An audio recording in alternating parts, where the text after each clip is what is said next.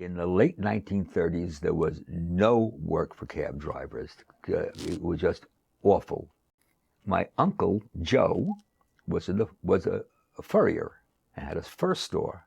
And he got my father a job in Easton, Easton, Easton, Pennsylvania, as a flesher.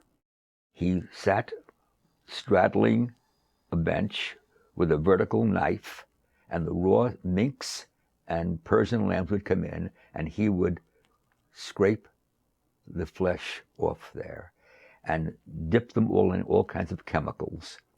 That lasted for 3 or 4 years. But my father came home on Friday nights, and I remember one Friday night so well, and he came home and showed us a $100 bill, which was, it was piecework. He worked very hard, and he would leave on Sunday night, but then he got sick, very sick, and it was called tuberculosis, and he went away to